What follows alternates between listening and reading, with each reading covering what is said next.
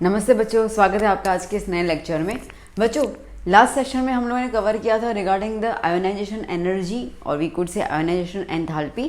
ठीक है, जिसके अंदर हमने सीखा था कि जब हमें इलेक्ट्रॉन्स निकालने होते हैं एटम में से, ठीक है, तो उस दौरान हमें कुछ हीट एनर्जी देनी पड़ती है और वो इलेक्ट्रॉन्स जो हैं वो निकल जाते हैं। ठीक है, उस पर हमने पूरा अच्छे से लेक्चर कवर अप किया था। अब उल्टा, ठीक है, वहाँ पे हम इलेक्ट्रॉन्स निकाल रहे थे। अब आज के जो सेशन में हम लोग देखेंगे कि इलेक्ट्रॉन्स को अगर हम ऐड करना होता है तो उसको हमें क्या बोलना होता है। ठीक है, एक एटम है, उसका नाम इलेक्ट्रॉन्स को ऐड करना है। ओके, तो ऐड करने के लिए क्या हमें हीट देनी पड़ती है, हमें हीट निकालनी पड़ती है, वो टर्म को क्या बोलते हैं वो आज के लेक्चर में देखेंगे। और बाय द वे उस टर्म का नाम है इलेक्ट्रॉन एफिनिटी। तो आज का सेशन रहेगा वो हमारा रहेगा इलेक्ट्रॉन एफिनिटी के अंदर। अगेन यहाँ पर भी हम लोग सब कुछ चीज़ें कवर करेंगे। हम कवर करेंगे रिगार्डिंग कि डेफिनेशन क्या होता है, सक्सेसिव इलेक्ट्रॉन एफिनिटीज़ क्या होते हैं, वेरिएशंस क्या होते हैं, फैक्टर्स क्या होता है, सब कुछ हम कवर करने वाले हैं। तो आइए देखते हैं हम लोग। तो आज का टॉपिक हम लिख देते हैं यहाँ पर इलेक्ट्रॉन एफिनिटी। ओके, ना एफिनिटी मतलब क्या? एफिनिटी मतलब कि एक अट्रैक्शन। ठीक है, अब अट्रैक्शन का मतलब क्या? अट्रैक्शन, आपको अट्रैक्शन किससे होता है? जिसको आपको पाना हो, जिसके लिए आपको चाहत हो। ठीक है, सीधी सी बात है। ओके, तो बेसिकली एफिनिटी का अगर हम मतलब देखते हैं तो वो होता है अट्रैक्शन। ठीक है, या तो हम कहेंगे कि इलेक्ट्रॉन पाने की चाहत। ओके, किसकी? एटम की, सीधी सी बात है। तो दैट इज इलेक्ट्रॉन एफिनिटी। इसका एग्जैक्ट डेफिनेशन हम देखते हैं। इलेक्ट्रॉन एफिनिटी का एग्जैक्ट डेफिनेशन ऐसा है that it is defined as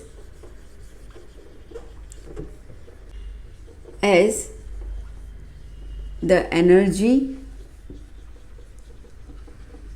released when, कब एनर्जी रिलीज होगी? when a neutral atom,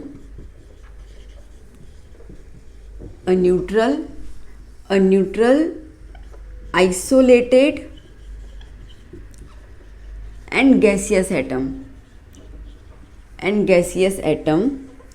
accepts extra electrons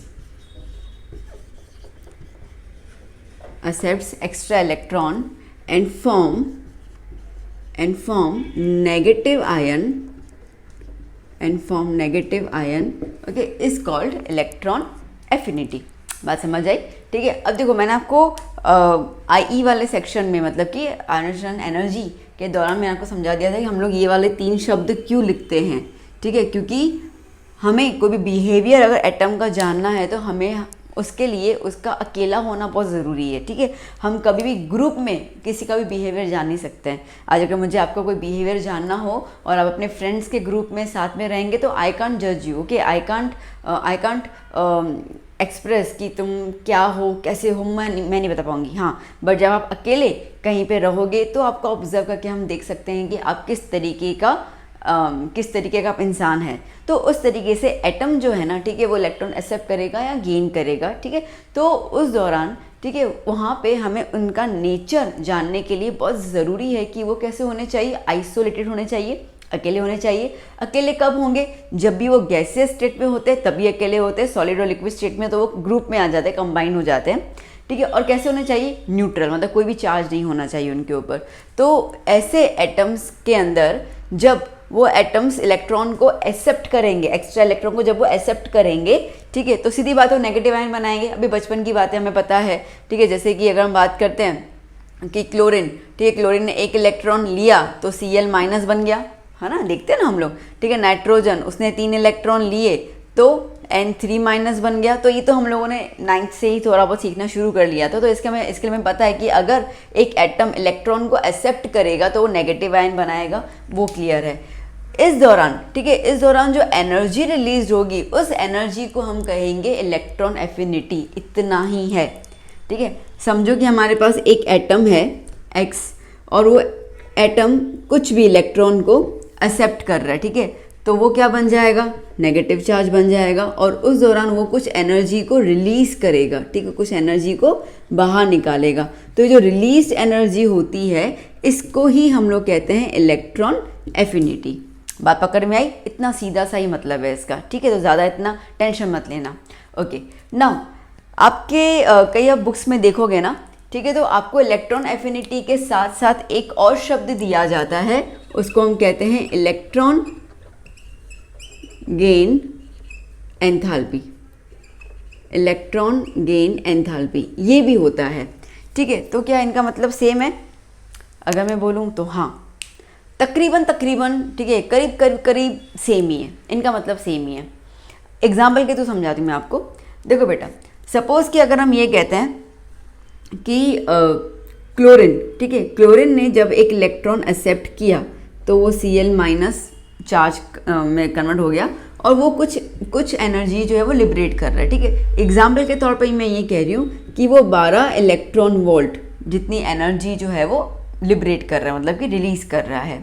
okay, तो अब अगर ये मुझे 12 इलेक्ट्रॉन वोल्ट लिखना है तो ये 12 इलेक्ट्रॉन वोल्ट क्या है? That is EA, that is electronic affinity. तो मैं क्या लिखूंगी? मैं लिखूंगी प्लस 12 इलेक्ट्रॉन वोल्ट, ठीक है। अब अगर मुझे ये लिखना हो कि इलेक्ट्रॉन गेन एंथैल्पी कितनी है, अच्छा, अब इलेक्ट्रॉन गेन एंथैल्पी का जो सिंबल होता है वो होता है delta H। Delta H is enthalpy, ठीक है। इलेक्ट्रॉन गेन है, इसके लिए क्या हो जाएगा? EG। बात समझ आई बेटा? ठीक है, एंथैल्पी को हम डेल्टा H कहते हैं और इलेक्ट्रॉन गेन है इसके लिए EG।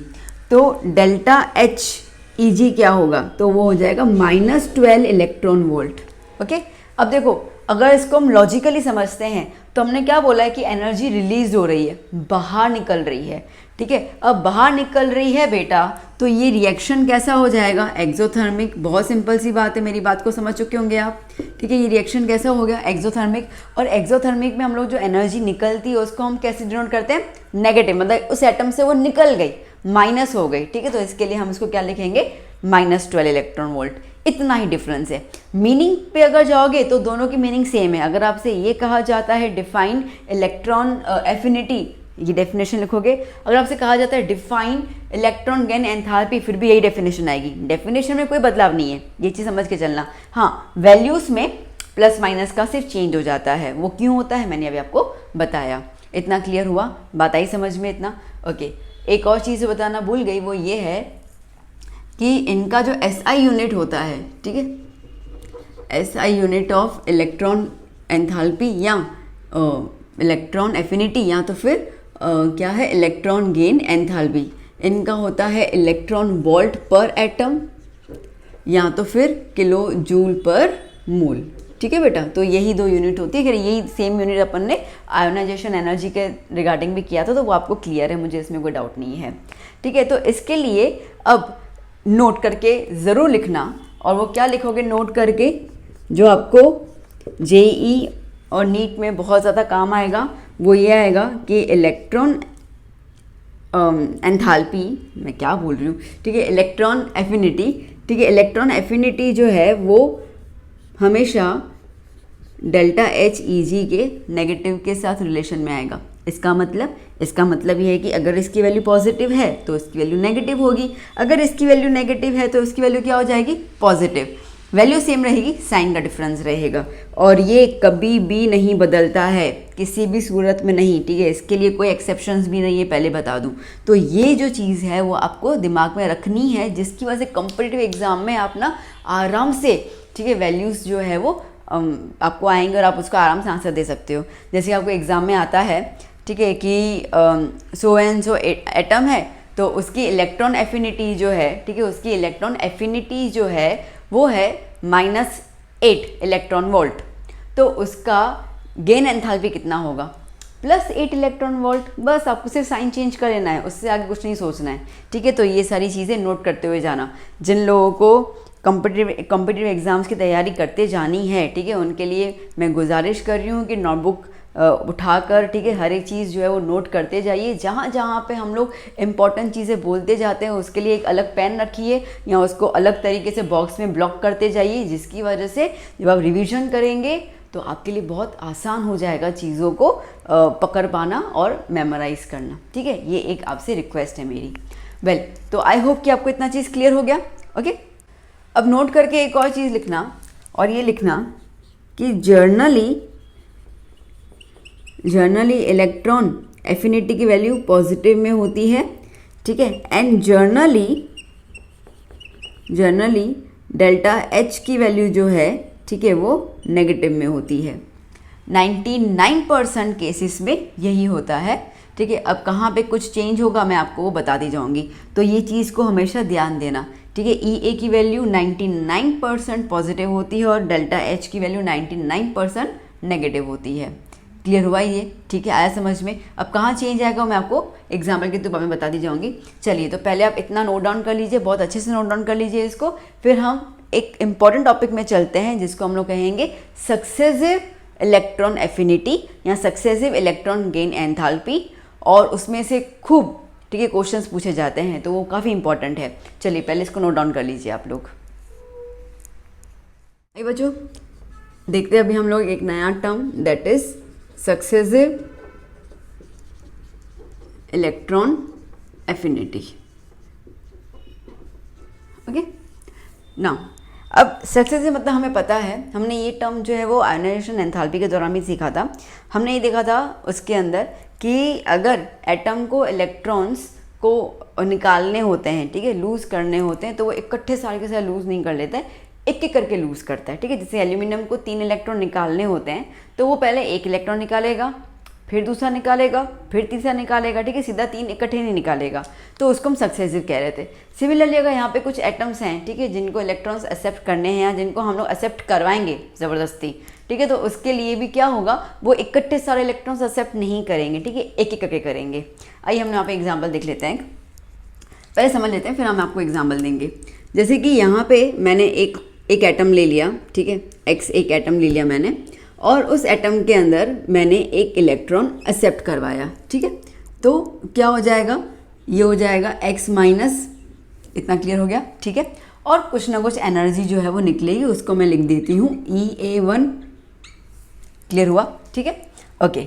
नाउ अब इसको मैंने लिया, यहाँ पे मैं इसके ऊपर एक और इलेक्ट्रॉन, ठीक है, इसको और एक्सेप्ट करवाना चाहूँगी, और ये मना करेगा मेरे को। क्यों? क्योंकि इसको पता है कि रिपल्जन होने वाला है। ठीक है, ये ऑलरेडी नेगेटिव है, पावर नेगेटिव हुआ बिकॉज उसने ऑलरेडी एक इलेक्ट्रॉन एक्सेप्ट कर लिया। ठीक है, जिसकी वजह से उसके बाद जब मैं एक और इलेक्ट्रॉन जब मैं उसको एक्सेप्ट करवाऊंगी, तो इलेक्ट्रॉन कैसा है, वो भी नेगेटिव चार्ज है, तो नेगेटिव क्या करेंगे, रिपेल करेंगे। पर मैं भी मतलब ऐसे जिद पे एक्सेप्ट तो करवा के ही रहूँगी, कुछ भी कर लो। ठीक है, एक्सेप्ट तो करवा के ही रहूँगी।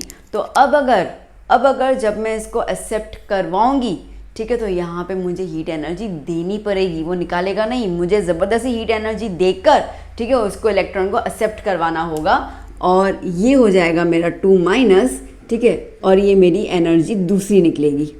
नाउ जो समझने वाली बात है वो ये है, ठीक है, कि हमने इसके पहले जो एग्जांपल देखा, तो मैंने आपसे कहा था कि इलेक्ट्रॉन एफिनिटी जो है वो जनरली प्लस होता है। हाँ, जनरली प्लस होता है। कब प्लस होता है? सिर्फ फर्स्ट रिएक्शन के दौरान। ठीक है, तो यहाँ पे इसकी वैल्यू जो होगी वो क्या हो जाएगी, पॉजिटिव, याद कर लेना। अब इसमें जो होगी वैल्यू क्या हो जाएगी, नेगेटिव। ठीक है, कैसी वैल्यू हो जाएगी, नेगेटिव हो जाएगी, क्योंकि यहाँ पे मैं हीट एनर्जी उसको दे रही हूँ ज़बरदस्ती, और इलेक्ट्रॉन को उसके अंदर ऐड करवा रही हूँ। तो ये वाले टर्म जो है वो कभी मत भूलना। ठीक है, आपको एग्जाम में बहुत काम आने वाले। ये जो होगा, ठीक है, EA1 जर्नली पॉजिटिव होगा, ठीक है, बट EA2 ऑलवेज नेगेटिव। अब समझो, ठीक है, समझो कि मुझे एक और इलेक्ट्रॉन उसको एक्सेप्ट करवाना है। अब इसके पास ऑलरेडी 2 नेगेटिव चार्ज है। ठीक है, एक और इलेक्ट्रॉन में इसके अंदर एक्सेप्ट करवाऊंगी ज़बरदस्ती, जैसे मैं कह रही हूँ। ठीक है, तो वो जब इलेक्ट्रॉन एक्सेप्ट करेगा, तो अगेन जो उसकी एफिनिटी होगी, ठीक है, वो क्या हो जाएगी, क्योंकि आप सोचो ना कि मेरे को एक इलेक्ट्रॉन एक्सेप्ट करवाने में ही, ठीक है, मेरी हालत ख़राब कर ली है एटम ने, तो अभी मैं एक और इलेक्ट्रॉन एक्सेप्ट करवा रही हूँ कि नहीं, देखो इसको लेना ही है। ठीक है, तो उसको रख अपने पास किसी भी तरीके से, और मैं उसको इतना ज़्यादा एनर्जी दे रही हूँ, मतलब कि मैं उसको इतना ज़्यादा मोटिवेट कर रही हूँ कि भाई तो रख ना। ठीक है, तो उस हिसाब से क्या हो जाएगा, मुझे और ज़्यादा उसको एनर्जी देनी पड़ रही है। ठीक है, मुझे और ज़्यादा एनर्जी देनी पड़ रही है, तो उस दौरान क्या हो जाएगा, ठीक है, उस दौरान क्या हो जाएगा, ये वैल्यू बी कैसी हो जाएगी, नेगेटिव हो जाएगी। और यहाँ से हम समझ चुके हैं एक बात, क्या बात समझ चुके हैं कि EA2 EA3 और ऐसे जब चलता जाएगा ना बेटा, तो उसकी वैल्यू हमेशा कैसी आएगी, नेगेटिव आएगी। ये टर्म्स बहुत छोटे हैं बट इनका इंपॉर्टेंस बहुत ज़्यादा है। अगर आप इन टर्म्स को समझ लोगे ना तो you can crack any competitive exam very easily, वो चीज़ में ध्यान दे देना, ठीक है। तो यहाँ पर और ज़्यादा इलेक्ट्रॉन एफिनिटी की वैल्यू नेगेटिव आएगी, तो वो दैट मीन्स कि हम ये चीज़ समझ गए कि EA2 से मतलब कि EA1 के बाद जितनी भी इलेक्ट्रॉन एफिनिटीज होंगी उनकी सारी की सारी वैल्यूज नेगेटिव में होगी, सिर्फ ऊपर वाला जो पहला वाला होता है उसकी वैल्यू प्लस में होगी। इतना क्लियर हुआ, ठीक है, ओके। अब हम लोगों ने इसके आगे सेशन जो देखा, मतलब अभी जैसे हमने बात की थी regarding the electron gain enthalpy, तो मैं यहाँ पे आपको एक चीज़ बता दूँ। और तो देखो हमने क्या बोला था बेटा कि इलेक्ट्रॉन गेन एंथैल्पी जो है वो EA का, ठीक है, नेगेटिव होगा। शायद मैंने ऐसे लिखा था या तो मैंने ऐसे लिखा था माइनस डेल्टा HEG, ठीक है, क्या बात तो एक ही है, क्या फ़र्क पड़ता है दोनों में, ठीक है, मतलब कि दोनों एक दूसरे के इन्वर्स होते हैं, मतलब साइन को लेकर चेंज होता है। तो अब आप खुद समझ लो कि अगर EA1 पॉजिटिव है तो डेल्टा HEG क्या होगा बेटा, नेगेटिव, ठीक है। अब EG1 तो यहाँ पे डेल्टा HEG2 क्या हो गया बेटा, पॉजिटिव। यहाँ पर भी डेल्टा HEG2 क्या हो गया बेटा, EG3 क्या हो गया बेटा, पॉजिटिव। बात समझ आई? बात ये समझनी है आपको, ठीक है, कि जिस तरीके से EA2 EA3 EA4 मतलब सक्सेसिव एफिनिटीज़ जो होंगी उनकी वैल्यू हमेशा नेगेटिव होती है, वैसा वर्सा हम ये चीज़ कह सकते हैं कि सक्सेसिव डेल्टा H की जो वैल्यूज़ होंगी वो पॉजिटिव होती जाएगी। बात समझ आई? ठीक है, तो अब क्या है ना बेटा, आगे जो सेशन चलेगा उसके अंदर मैं इस पे ध्यान दूंगी, मतलब कि इलेक्ट्रॉन एफिनिटी की बात करूंगी और आप इलेक्ट्रॉन गेन एंथैल्पी को अपने आप समझ जाना कि वो उसका उल्टा परफॉर्म करेगा, ठीक है।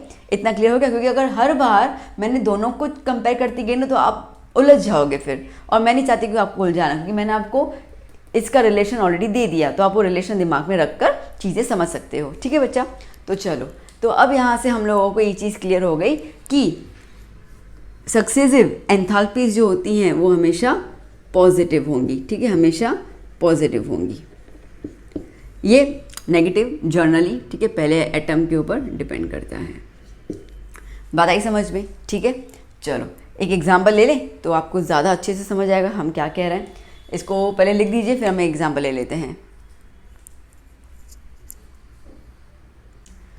आइए बच्चा एक एग्जांपल देख लेते हैं। अब एग्जांपल इस तरीके से है, जो भी हमने किया उसी को मैं लेके चल रही हूँ, ठीक है, कि आपके पास जो एटम है X वो एक इलेक्ट्रॉन एक्सेप्ट कर रहा है, ठीक है, तो क्या हो जाएगा X माइनस, यहाँ पे जो एनर्जी रिलीज करेगा उसको हम लोग EA1 कह दे रहे हैं, ठीक है। और अब दोबारा से ये माइनस चार्ज एक और इलेक्ट्रॉन एक्सेप्ट करेगा, ठीक है, तो क्या हो जाएगा EA2 माइनस, और यहाँ पे X2 minus plus EA2, sorry ना। अब आपसे ये पूछा जाएगा कि हमें बताओ कि EA1 और EA2 को प्लस करोगे तो उसका आंसर ग्रेटर देन 0 आएगा। EA1 और EA2 प्लस करोगे तो उसका आंसर लेस देन 0 आएगा। थर्ड ऑप्शन, EA1 और EA2 को प्लस करोगे तो आंसर 0 आना चाहिए। या तो फिर आप ऐसा बोलोगे कि EA1 and EA2 depends on temperature, pressure, ऐसा कुछ आपको दिया जाता है कि उस पर डिपेंड करेगा, या तो एलिमेंट पे डिपेंड करेगा। चलो एलिमेंट पे डिपेंड करेगा, ठीक है। तो इन चार में से ऑप्शन कौन सा सही है, सोचो क्या सही होगा।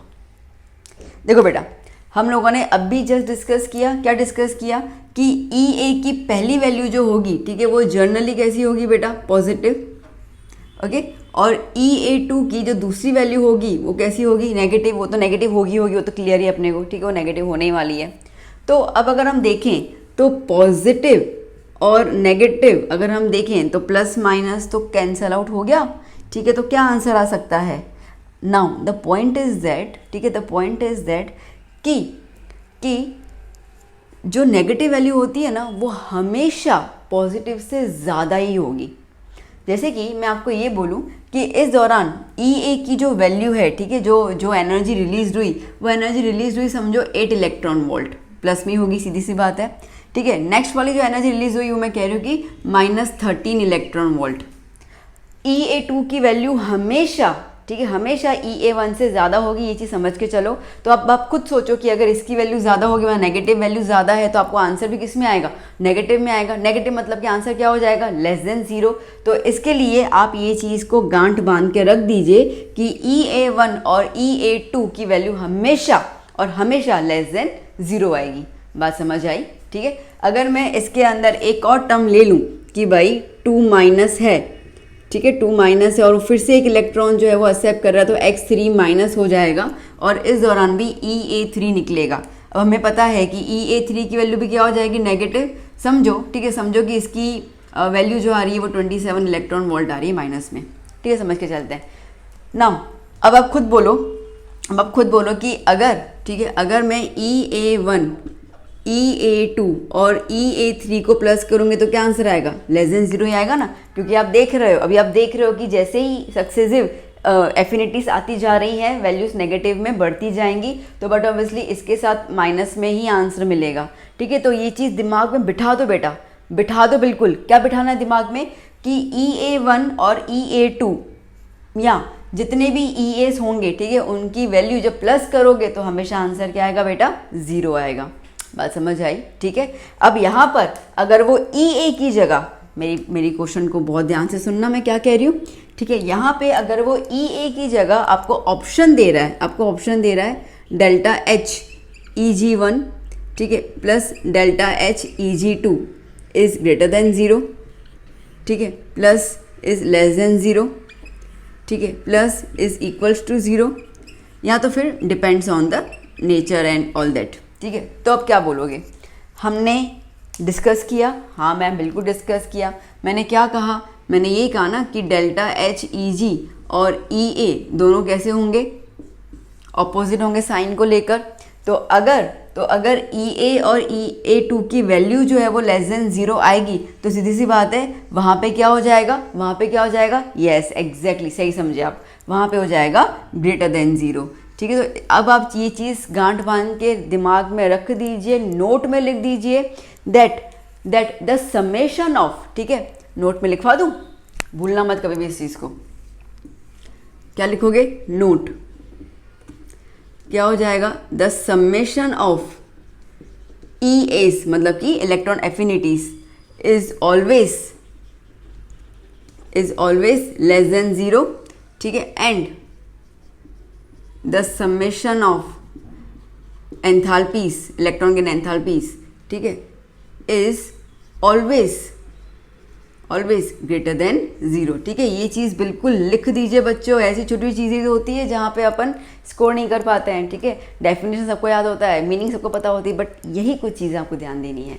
चलिए, तो आई होप कि मैं क्लियर कर चुकी आपको कि इसके क्वेश्चन का मतलब क्या है, ठीक है। अब यहाँ पे मैंने एक जर्नल, एक एटम लिया है X, वो आपको N दे दें, ठीक है, वो आपको O दे दे, मतलब नाइट्रोजन दे दे, क्लोरीन दे दे, फ्लोर, कुछ भी दे दे, क्या फ़र्क पड़ता है, ये अपने को पता है, आंसर तो वही आने वाला है, ठीक है, दैट्स इट।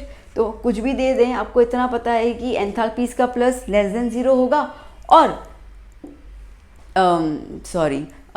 ठीक है, आपको पता है कि एफिनिटी का प्लस हमेशा लेस देन 0 होगा और एंथैल्पी का प्लस हमेशा ग्रेटर देन 0 होगा। बात समझ आई? ओके। कभी भी फ्लो में बात करते हैं ना, तो दिमाग में वो आगे वाली पॉइंट क्या बोलनी है वो सोचने के लिए वो पहले ही निकल जाती है। तो अगर ऐसा कुछ हो तो I am sorry for that, ठीक है। चलिए, तो इसको लिख दीजिए, फिर हम आगे चलते हैं नेक्स्ट पॉइंट की तरफ। बच्चों भी देखते हैं हम लोग फैक्टर्स अफेक्टिंग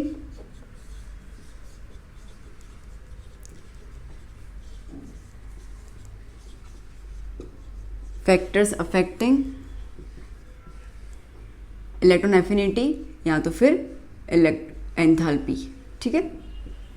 अब क्या फैक्टर्स इनको अफेक्ट करते हैं, ये सेम हमने लास्ट टाइम जो किया था आयोनाइजेशन एनर्जी, आयोनाइजेशन एंथैल्पी, वैसे ही है। तो सबसे पहला फैक्टर जो आता है वो आता है एटॉमिक साइज। क्या फैक्टर आता है, एटॉमिक साइज, ठीक है। अब बच्चों देखो एटॉमिक साइज, अब आप खुद सोचो कि हमारे पास ये न्यूक्लियस है, ठीक है, ये एटम है और इसका लास्ट तक शेल है। अब आप सोचो कि जब एक इलेक्ट्रॉन, ठीक है, एक इलेक्ट्रॉन है कहीं पे दूर और उस इलेक्ट्रॉन को न्यूक्लियस को अट्रैक्ट करना है, अट्रैक्ट करेगा तभी तो वो एक्सेप्ट कर पाएगा ना, ठीक है, सीधी सी बात है, ये तो अपन को लॉजिक है ही ना कि प्लस और माइनस चीज़ अट्रैक्ट होगी तभी तो इलेक्ट्रॉन एक्सेप्ट कर पाएगा वो, ठीक है। तो जब वो इलेक्ट्रॉन को उसको एक्सेप्ट करना होगा और एक्सेप्ट करके वो कहाँ पे रखता है, देखो जनरली क्या होता है कि ये हमारा न्यूक्लियस है, ठीक है, ये ऑर्बिट हुआ, ये इलेक्ट्रॉन हुआ, तो इलेक्ट्रॉन को न्यूक्लियस जो है वो अट्रैक्ट करता है, ठीक है, अट्रैक्ट करके वो उसको आउटर मोस्ट वैलेंस शेल में उसको वो रख देता है। बेसिकली इसी को ही हम लोग कहते हैं ना इलेक्ट्रॉन एफिनिटी, ठीक है। तो उस दौरान जो एनर्जी रिलीज करेगा उसको हम इलेक्ट्रॉन एफिनिटी कहते हैं, ये अपन का पॉइंट है। तो अब आप खुद सोचो कि जब इतनी ज़्यादा ऑर्बिट्स होंगे तो बट ऑब्वियसली एटम की साइज़ ज़्यादा हो गई, एटम की साइज़ इतनी ज़्यादा हो जाएगी कि न्यूक्लियस जो है वो उतना ज़्यादा अट्रैक्शन इलेक्ट्रॉन को दे ही नहीं पाएगा, ठीक है। जब अट्रैक्शन नहीं दे पाएगा तो क्या वो उसको ईजिली एक्सेप्ट कर पाएगा, नहीं कर पाएगा, ठीक है। तो इलेक्ट्रॉन एफिनिटी यहाँ पे क्या हो जाएगा, कम हो जाएगा। बात समझ आई ना, ठीक है ना। देखो दोबारा समझो, ठीक है, देखो इस पॉइंट को समझो कि ये है हमारा न्यूक्लियस और ये है ऑर्बिट, ठीक है, ये कहीं दूर एक इलेक्ट्रॉन है। तो अब इलेक्ट्रॉन को न्यूक्लियस को अट्रैक्ट करना है तभी तो वो एक्सेप्ट करेगा, तो न्यूक्लियस जो है वो इलेक्ट्रॉन को अट्रैक्ट कर रहा है अपनी तरफ, ठीक है। अब एक छोटा सा ही है, ये छोटा सा ही एटम है तो ईजिली अट्रैक्ट कर लेगा और इलेक्ट्रॉन को वैलेंस शेल में रख देगा। बट जैसे ही, ठीक है, अब आप खुद समझो कि जैसे ही शेल्स बढ़ते जाएंगे तो क्या हो जाएगा, इलेक्ट्रॉन जो पहले यहाँ पर था अभी उसकी दूरी बढ़ जाएगी तो वो उतना उसको अट्रैक्ट नहीं कर पाएगा जितना पहले कर पा रहा था, ठीक है। तो जैसे ही साइज़ बढ़ती जाती है इलेक्ट्रॉन को अट्रैक्ट करने की कैपेसिटी कम होती जाती है, जिसकी वजह से इलेक्ट्रॉन एफिनिटी जो होता है वो भी क्या हो जाता है, डिक्रीज हो जाता है। तो अगर हम ये कहें तो हम ये कह सकते हैं that electron affinity is inversely proportional to the atomic size, ठीक है। कैसा प्रोपोर्शनल है, inversely proportional to the atomic size. तो अगर एटम की साइज़ कम होगी, ठीक है, अगर एटम की साइज़ कम होगी तो इलेक्ट्रॉन एफिनिटी ज़्यादा होगी, अगर एटम की साइज़ ज़्यादा होगी तो इलेक्ट्रॉन एफिनिटी कम होगी। बहुत सिंपल सा लॉजिक आया समझ में, ठीक है ना, मीनिंग क्लियर हो गई ना अच्छे से। ओके, नाउ सेकंड हम बात करते हैं यहाँ पर इलेक्ट्रॉन, ओके, न्यूक्लियर चार्ज, ठीक है, किसकी बात करेंगे हम लोग, न्यूक्लियर चार्ज। अब nuclear charge is nothing but number of protons, उसी को तो हम न्यूक्लियर चार्ज कहते हैं ना, ठीक है। Number of protons is nothing but Z, ठीक है। तो हम इसको डिनोट कर रहे हैं Z से, ठीक है, Z से डिनोट कर रहे हैं। अब आप खुद सोचो कि आपके पास एक एटम है, ठीक है, जिसके अंदर बहुत सारे प्रोटॉन्स अवेलेबल है, बहुत सारे। तो आप खुद सोचो जब इतने सारे प्रोटॉन होंगे तो इलेक्ट्रॉन को खींचना आसान हो जाएगा उसके लिए। Proton are positive charge, electron is negative charge, attraction तो बनता ही है। तो जितने ज़्यादा प्रोटॉन होंगे इलेक्ट्रॉन को खींच लेंगे अपनी तरफ, ओके। जितने ज़्यादा प्रोटॉन मतलब कि उतनी ज़्यादा न्यूक्लियर चार्ज, बात समझ में आई, ठीक है। जितने ज़्यादा proton, okay, number of protons अगर ज़्यादा हैं तो सीधी सी बात है हम ये चीज़ इम्प्लाई कर सकते हैं कि न्यूक्लियर चार्ज भी क्या हो जाएगा, ज़्यादा हो जाएगा। अब जितना ज़्यादा न्यूक्लियर चार्ज होगा, ठीक है, उतना ही ज़्यादा इलेक्ट्रॉन एफिनिटी भी होगा, क्योंकि वो उतना ही ज़्यादा उसको अट्रैक्ट करेगा, इलेक्ट्रॉन को जितना अट्रैक्ट करेगा उतनी ज़्यादा हीट एनर्जी बाहर रिलीज़ करेगा, ठीक है। तो हम लोग अगर इसको लिखना चाहें तो हम ऐसे लिख सकते हैं that electron affinity is directly proportional to the nuclear charge. बात समझ आई अच्छे से, ठीक है। न्यूक्लियर चार्ज का मतलब क्लियर हो गया ना, नंबर ऑफ प्रोटॉन, तो जितने ज़्यादा प्रोटॉन होंगे उतना ही ज़्यादा अट्रैक्शन पावर बढ़ जाएगा, जितना ज़्यादा अट्रैक्शन पावर इंक्रीज होगा उतना वो इलेक्ट्रॉन को अपनी तरफ खींचेगा, तो एफिनिटी ऑटोमेटिकली ज़्यादा हो जाएगी। बात क्लियर हो गई अच्छे से, ठीक है। अभी हम चलते हैं एक थर्ड की तरफ, एक और फैक्टर है हमारा, ठीक है, दैट इज इलेक्ट्रॉनिक कॉन्फ़िगरेशन, ठीक है। अब इसमें क्या है बेटा, जैसे कि इसमें हमारे पास हमने जो देखा था एनर्जी के अंदर भी, IE के अंदर भी, कि अगर हमारे पास हाफ फिल्ड, ठीक है, हाफ फिल्ड एलिमेंट्स हैं या ऑर्बिटल्स हैं, ठीक है, तो जैसे कि P के अंदर 3 हो गए, ठीक है, D के अंदर 5 हो गए और F के अंदर 7 हो गए। हमें पता है कि हाफ फिल्ड और फुल फिल्ड जो एलिमेंट्स होंगे, ठीक है, ऑर्बिटल्स होंगे, वो बहुत स्टेबल होते हैं, ठीक है, फिर उनको कोई ज़रूरत नहीं है, ना इलेक्ट्रॉन लेने की ज़रूरत होती है ना इलेक्ट्रॉन देने की ज़रूरत होती है। तो half filled and completely field या फुल फिल्ड आप कुछ भी लिख सकते हो, ठीक है, कम्प्लीटली फिल्ड ऑर्बिटल्स जो होंगे जैसे कि P6, D10 और F14, ठीक है, ये दोनों क्या होंगे बेटा, ये दोनों हाईली स्टेबल होंगे, ठीक है। ये कैसे होंगे, हाईली स्टेबल। तो जब ये इतने ज़्यादा स्टेबल होंगे तो आपको लगता है कि उनको इलेक्ट्रॉन लेने या देने की ज़रूरत है? नहीं, बिल्कुल नहीं, वो अपने कंफर्ट पोजीशन में बैठे हुए हैं। वो क्यों, ठीक है, दुनिया के झंझट में पड़ेंगे लेने देने में, बोला जा छोड़ो बाबा, मैं खुश हूँ अपनी ज़िंदगी में। तो स्टेबिलिटी ज़्यादा हो गई, स्टेबिलिटी ज़्यादा हो गई, इसका मतलब कि इलेक्ट्रॉन एफिनिटी क्या हो जाएगी, कम हो जाएगी, सीधी सी बात है, ठीक है। तो स्टेबिलिटी अगर ज़्यादा हो जाती है, स्टेबिलिटी ज़्यादा, इसका मतलब समझ गए ना आप, ठीक है, कि अगर वो हाफ फिल्ड या फुल फिल्ड है तो स्टेबिलिटी ज़्यादा है, तो उस हिसाब से इलेक्ट्रॉन एफिनिटी क्या हो जाएगा बेटा, कम हो जाएगा, क्योंकि उनको निकालना ही नहीं है, ठीक है। या तो मैं बोलूँ ना बेटा कि ऑलमोस्ट, ठीक है, ऑलमोस्ट अगर मैं ऐसा बोलूँ तो इलेक्ट्रॉन एफिनिटी की जो वैल्यू होती है ना बेटा, वो ज़ीरो होती है या तो फिर बहुत कम होती है, ठीक है, वेरी वेरी लेस, ठीक है, वेरी वेरी लेस, बहुत बहुत कम। अगर वैल्यू होती भी है तो बहुत कम होती है, वो इतनी कम होती है जिसकी वजह से हम उसको ज़ीरो ही कंसिडर कर लेते हैं, ठीक है। तो हम लोग ये मान के चलते हैं कि हाफ फील्ड ऑर्बिटल्स और कंप्लीटली फील्ड ऑर्बिटल्स को कोई ज़रूरत नहीं है इलेक्ट्रॉन के साथ कोई ट्रेडिंग करने की, ना लेने की ना देने की। अभी तो हम खैर बात कर रहे हैं लेने की, ठीक है, कोई ज़रूरत नहीं है। तो इसकी वजह से उनका इलेक्ट्रॉन एफिनिटी क्या हो जाता है, ज़ीरो, ठीक है, वो हो गया ज़ीरो। बात समझ में आई, ठीक है, क्लियर हो गया। अगर इलेक्ट्रॉन एफिनिटी ज़ीरो होगा तो एंथैल्पी गेन भी क्या होगा, ज़ीरो। अब ज़ीरो में तो कोई माइनस और प्लस की कोई साइन आती नहीं है, तो इसके लिए यहाँ पर, ठीक है, ज़ीरो के दौरान इलेक्ट्रॉन एंथैल्पी, ठीक है, और इलेक्ट्रॉन एफिनिटी दोनों सेम हो जाते हैं, उसमें कोई साइन की वैल्यू नहीं आती है। अब वो तो कॉमन सेंस की बात है, ठीक है। तो ये हमने देखे फैक्टर्स अफेक्टिंग। बात समझ में आई? चलिए पहले इसको नोट डाउन कर लीजिए, फिर हम लोग बात करेंगे वेरिएशंस और ट्रेंड्स की। बच्चों देखते हैं अभी next topic, that is trends in electron affinity, ठीक है, ओके। ट्रेंड्स भी बोल सकते हैं आप इसके अंदर, और वेरिएशंस भी कह सकते हैं।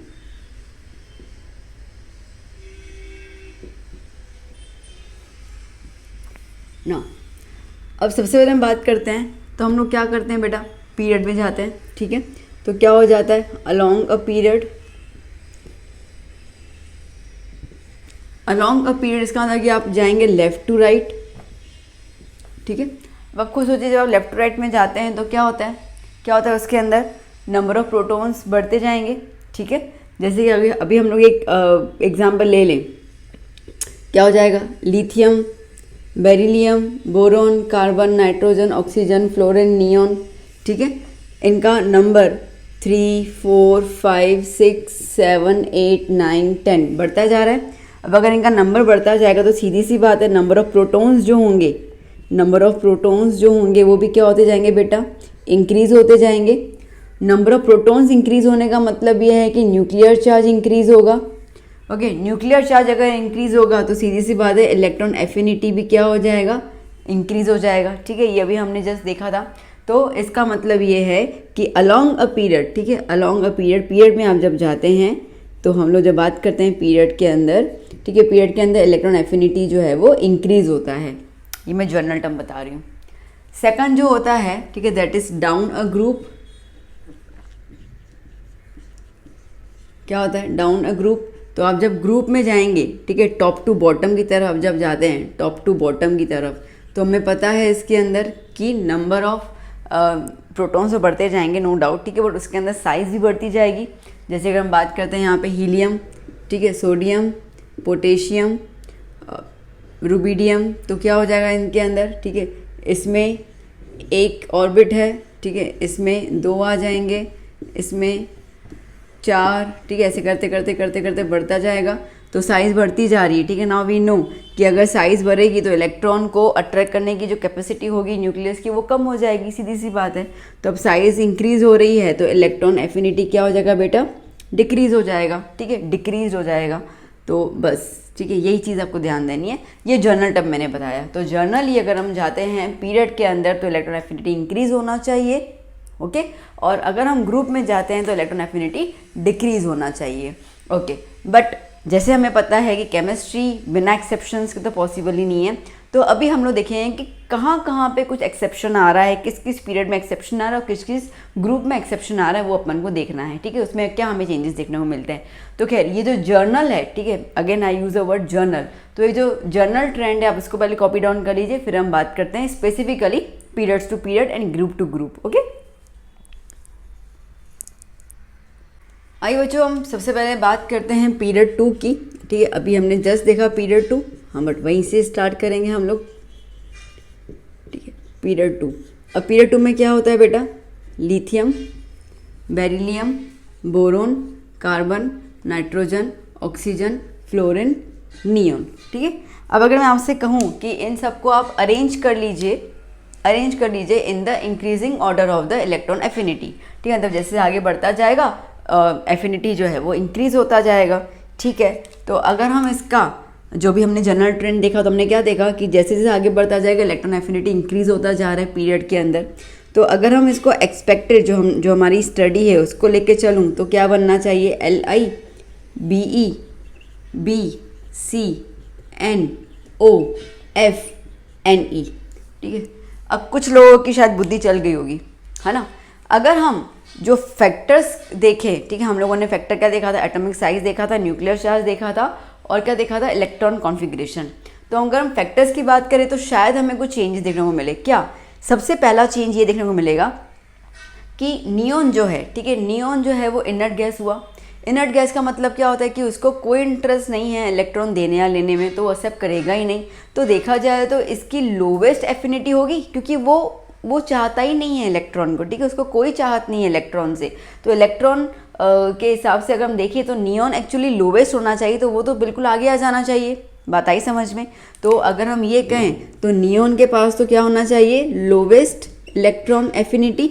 तो अगर मुझे इसको ना रियलिटी, मतलब कि वो आप लोग करते हो ना, ठीक है, एक्सेप्शन वर्सेस रियलिटी के जो आजकल बहुत ज़्यादा चलते हैं, ठीक है। तो अगर हम उसके हिसाब से बात करें तो नियोन जो है वो यहाँ आना चाहिए, पहला चेंज आया, ठीक है। दूसरा, अब दूसरे के लिए हम लोग एक काम कर रहे हैं, यहाँ पे हम लोग इनका कॉन्फ़िगरेशन लिख देते हैं। तो लिथियम का नंबर 3 होता है, तो 1s2 2s1, ठीक है, ये 1s2 2s2 1s2 2s2 2p1, ठीक है। फिर 1s2 2s2 2p2। अब चेंजेस पी में अगर मैं वो लिख देती हूँ, 2p3 2p4 2p5 and 2p6, ठीक है, ओके। नाउ ओके, अब आप ध्यान दें यहाँ पर, तो देखो ये कम्प्लीटली फिल्ड था और इनर्ट गैस हो तो आगे अपन ने कर लिया। तो नियोन का तो हमने बता दिया। दूसरा अगर हम बात करते हैं तो बात आती है बेरिलियम पे। कैसा है बेटा, ये कम्प्लीटली फिल्ड है, ठीक है। अब हमने स्टेबिलिटी की बात की थी ना, कम्प्लीटली फिल्ड जो होते हैं काफ़ी स्टेबल होते, तो उनके हिसाब से अगर हम देखें तो इलेक्ट्रॉन एफिनिटी की वैल्यू बहुत कम होनी चाहिए, ठीक है। अब यहाँ पे ये वाला देखें तो ये कैसा है बेटा, हाफ फिल्ड हुआ, तो ये भी स्टेबल कहलाएगा, सीधी सी बात है। तो अगर मुझे बनाना हो तो मैं ऐसा बनाऊंगी ना कि नियोन के बाद क्या आना चाहिए, हाफ फिल्ड वाला आना चाहिए, तो नाइट्रोजन, ठीक है। उसके बाद क्या आना चाहिए, उसके बाद आना चाहिए बेरिलियम। इतना क्लियर हो गया, ठीक है। अब अपन ट्रेंड आगे लिखें तो अब क्या है, अब अगर आप एक और चीज़ देखें यहाँ पर, तो समझो कि इलेक्ट्रॉन जो है वो एक्सेप्ट हो रहा है, ठीक है, इलेक्ट्रॉन एक्सेप्ट हो रहा है। तो बेटा ध्यान से सुनना मेरी बात को अभी, अब इलेक्ट्रॉन एक्सेप्ट होगा तो ये 1s2 और ये क्या बन जाएगा, 2s2 बन जाएगा, ठीक है। इसका तो हो गया। अगर मैं यहाँ पे कह रही हूँ कि यहाँ पे इलेक्ट्रॉन एक्सेप्ट होगा तो क्या हो जाएगा, 1s2 2s2 2p2 बनेगा, ठीक है। Now the point is that कि जब इसने इलेक्ट्रॉन एक्सेप्ट किया तो ये कैसा बन गया, कम्प्लीटली फुलफिल्ड।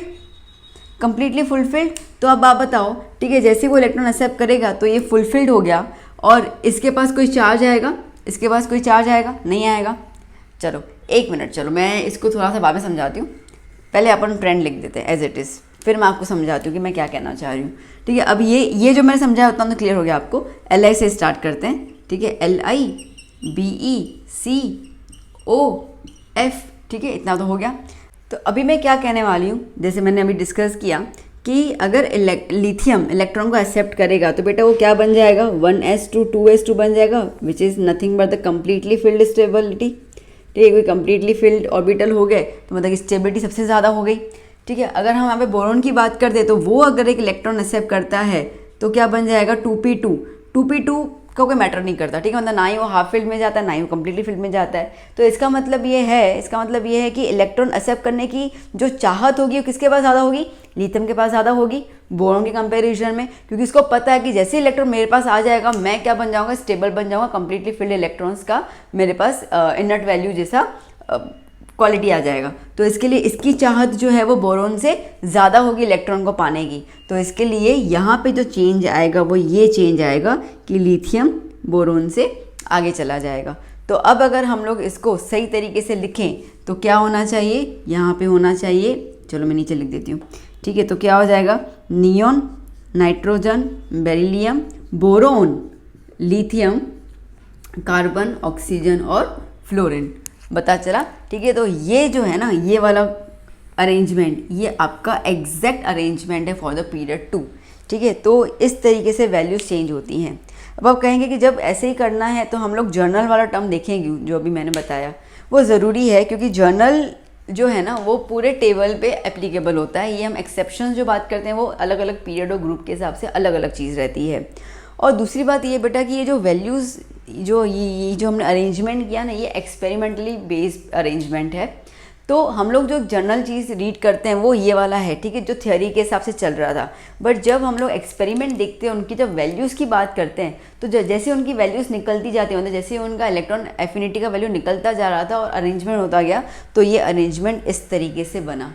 खैर, हर एक अरेंजमेंट के लिए एक स्पेसिफिक रीज़न है हमारे पास, जो वैलिड रीज़न है। ठीक है, अपन वो फैक्टर्स के आधार पे बिल्कुल अच्छे से समझा पा रहे हैं। तो ये हो गया हमारा पीरियड 2 का, बात समझ आई। ठीक है, अब ये जो रियलिटी के बेसिस पे जैसे आपके पास क्वेश्चन पूछा जाए, ठीक है, आपके पास कुछ क्वेश्चन पूछा जाए दैट विच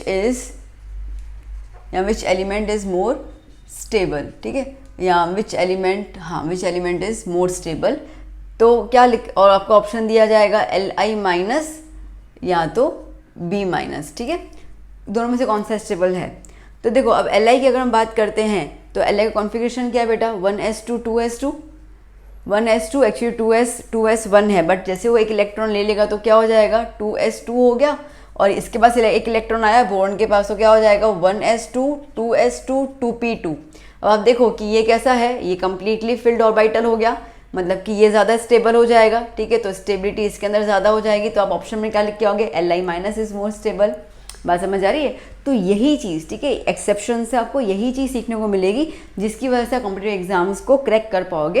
एंड इवन तो आपके स्कूल के एग्जाम्स, आप बोर्ड में भी, ठीक है, हम कॉम्पिटिटिव की बात ना भी करें तो बोर्ड में अगर कोई ट्विस्ट आता है तो आप इस तरीके से उसको अच्छे से करअप कर सकते हो। तो ऐसे कुछ क्वेश्चन पूछते हैं जहाँ पे आपको ये सब चीज़ों का नॉलेज होना बेहद ज़रूरी है। ओके, चलिए तो पहले इतना लिख दीजिए, फिर हम आगे और बात करते हैं। आइए बच्चों, अभी हम बात करते हैं ग्रुप 17 की।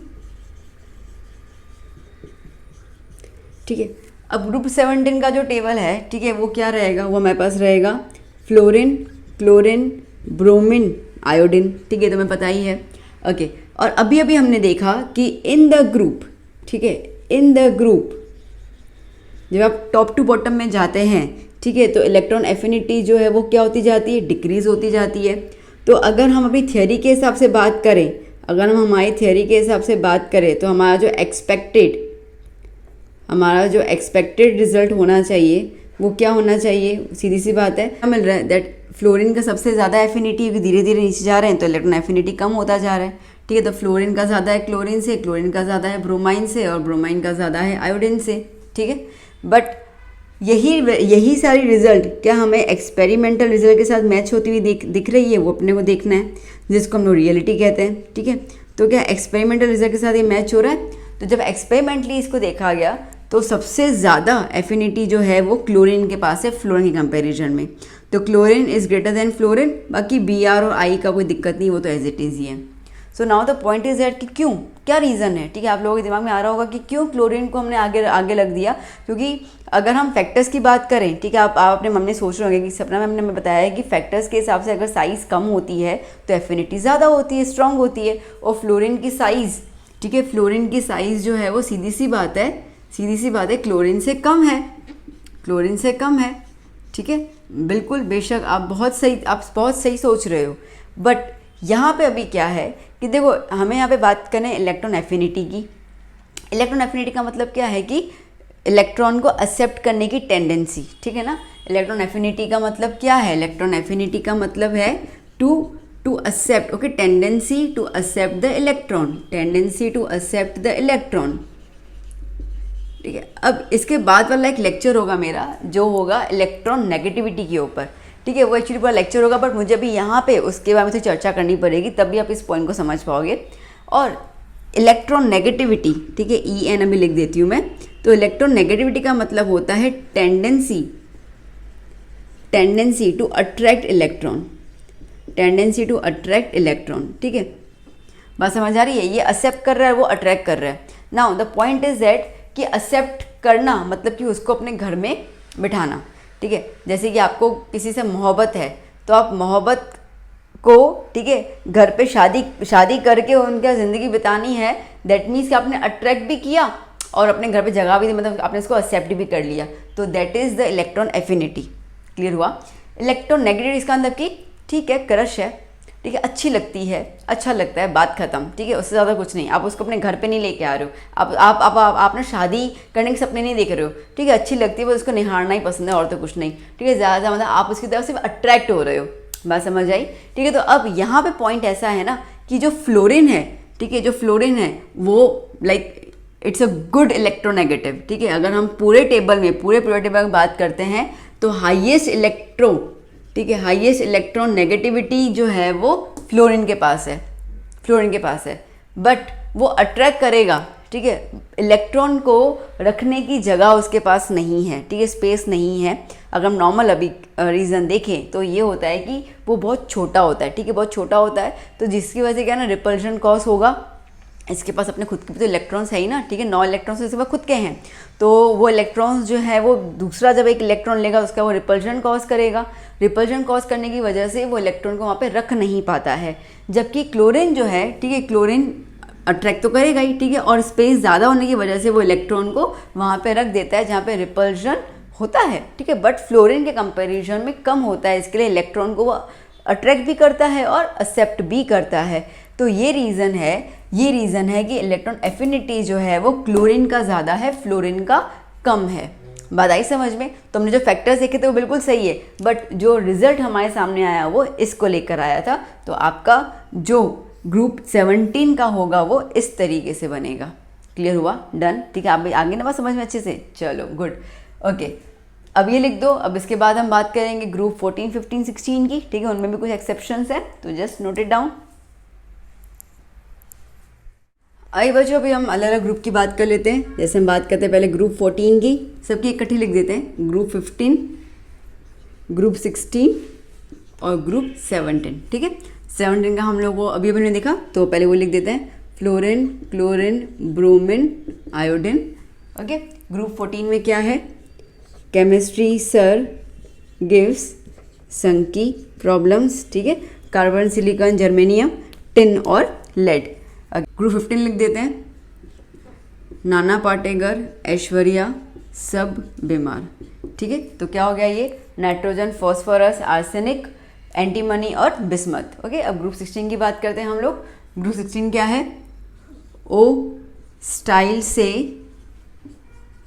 तेल पॉलिश, ओके। तो क्या हो जाएगा, ऑक्सीजन, सल्फर, सेलेनियम, टेलुरियम और पोलोनियम, ओके, और वहाँ पे आयोडीन तक, ओके। अब इसमें बेटा क्या है ना, इसमें यह है कि जो हम लोगों ने ग्रुप 17 में ट्रेंड फॉलो किया ना, तो इनमें भी स्टार्टिंग के जो 2 एलिमेंट्स हैं उनमें सेम ट्रेंड फॉलो हो रहा है, ठीक है, सेम ट्रेंड फॉलो हो रहा है। वो ट्रेंड क्या है, जैसे हमने यहाँ पे लिखा था कि क्लोरीन जो है वो सबसे ज़्यादा इलेक्ट्रोनेगेटिविटी है, तो chlorine is greater than fluorine, फिर Br और I, ठीक है, एज इट इज़, ओके।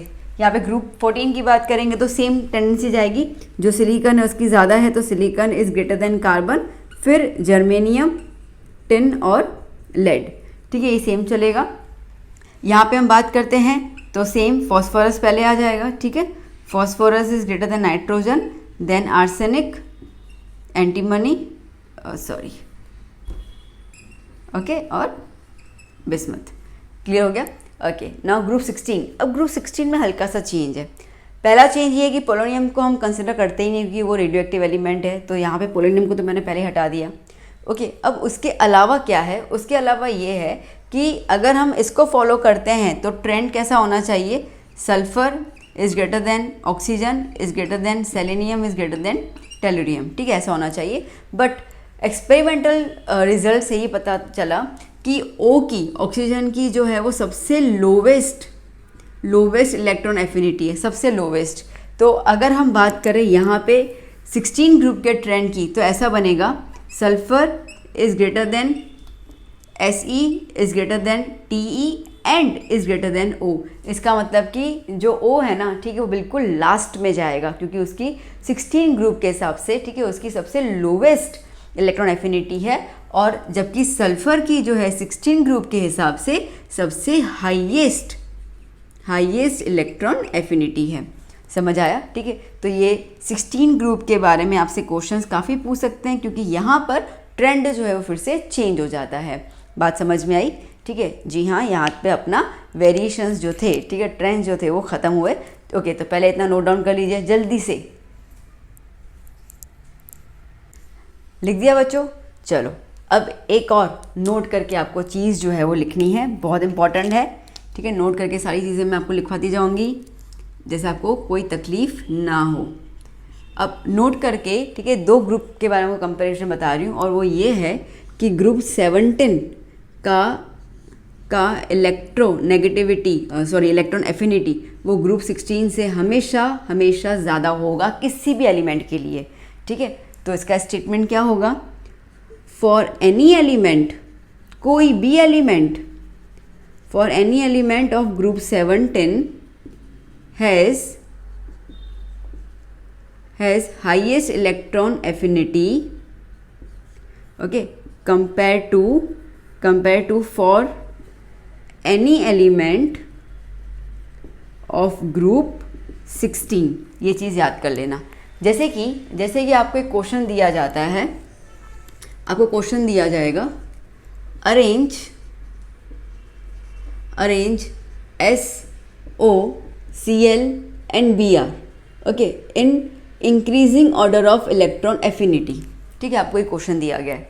अब देखो, अब आपको यहाँ पे O और S जो है वो ग्रुप 16 से दिया हुआ है और Cl और Br जो ग्रुप 17 से दिया हुआ है, ठीक है। अब आप ग्रुप 17 को लेके दिमाग में रखोगे तो आप बोलोगे हाँ ठीक, ग्रुप 17 में तो हमें मैम ने बताया था कि Cl का हमेशा ज़्यादा होता है और ग्रुप 16 में बताया था कि सल्फर का हमेशा ज़्यादा होता है। चलो अच्छी बात है, बट इन दोनों के बीच में क्या रिलेशन होगा? इन दोनों के बीच में क्या रिलेशन होगा? तो रिलेशन ऐसा होगा that Cl is greater then Br and Br is greater then S, S is greater then O, ठीक है। जैसे मैं कह रही हूँ, मैंने इसके लिए कहा कि ग्रुप 17 का कोई भी एलिमेंट आप ले लो, कोई भी एलिमेंट, वो ग्रुप 16 से इलेक्ट्रॉन एफिनिटी में ज़्यादा होगा। तो आपके पास ऑप्शन कैसे दिए जा सकते हैं? ठीक है, सपोज कि आपको अरेंजमेंट आया, आपको ऐसे कुछ ऑप्शन दिए हुए हैं, तो आपको ऑप्शन ऐसा दिया हुआ है, एक यूँ करके दिया हुआ है, ठीक है, Cl is greater than S is greater than Br is greater than O, ठीक है। तो आप बोलोगे हाँ चलो बात तो सही है ना, Cl की सबसे ज़्यादा होती है और O की सबसे कम होती है, ठीक है। बच्चे ये वाली चीज़ सोच के हाँ करके इसको टिक करके आएंगे, ठीक है। या ऐसा बोल सकते हैं यहाँ पर S is greater than Cl is greater than Br is greater than O, ठीक है, कुछ भी। तो इसका मतलब कि यहाँ पे आपको वो वाला करना होगा जहाँ पे Cl जो है वो Br से ग्रेटर है एज पर द ग्रुप 17, वो अपन को समझ में आ गया, ठीक है। और SO जो है और S जो है वो O से ग्रेटर है एज पर द ग्रुप 16, वो समझ में आ गया। और इनके बीच का क्या साइन होगा? ये वाला साइन होगा। क्यों? क्योंकि हमें पता है, हमने नोट रीड किया है और नोट में हमें मैम ने बताया था कि ग्रुप 17 का कोई भी एलिमेंट ले लो, वो ग्रुप 16 के किसी भी एलिमेंट से इलेक्ट्रॉन एफिनिटी में ज़्यादा होगा। बात पकड़ में आई? समझ आया? ठीक है, तो इस तरीके से आपको क्वेश्चंस ट्विस्ट करके जो है वो एग्जाम में पूछ सकते हैं और आप आराम से आंसर दे देंगे, मुझे पता है। ठीक है, लेक्चर देखा है आपने बहुत अच्छे से, तो आराम से आंसर दे ही देंगे, क्या दिक्कत आया, कोई दिक्कत नहीं है। सो यहाँ पे हमारा लेक्चर जो है वो फिनिश होता है। आई होप कि आपको इलेक्ट्रॉन एफिनिटी खूबी समझ में आ चुका है। ठीक है, मैंने कोशिश की इसको ईजी एक्सप्लेन करने की और सारे के सारे पॉइंट्स जितना मुझसे बन पाया, ठीक है, मैंने आपको सारी की सारी चीज़ें बताने की कोशिश की जहाँ जहाँ भी बच्चे कंफ्यूज होकर गलत आंसर लिखते हैं। अब एक क्लास टॉपिक बाकी रह गया इलेक्ट्रोनेगेटिविटी, उसके बारे में हम लोग डिस्कस करेंगे नेक्स्ट लेक्चर में और फिर सॉल्यूशंस की तरफ जाएंगे। तो तब तक इतना अच्छे से रीड कर लीजिए, कुछ पूछना वगैरह हो, ठीक है, कुछ बात करनी हो तो आप ज़रूर कमेंट सेक्शन में कमेंट कर लीजिए, मैं उसका आंसर करूँगी, फीडबैक दूंगी, जो भी आपको लगता है आप मुझे फीडबैक दीजिए आपको लगता है तो। अब हम मिलेंगे नेक्स्ट सेक्शन में, till then keep study, keep learning, bye bye, take care.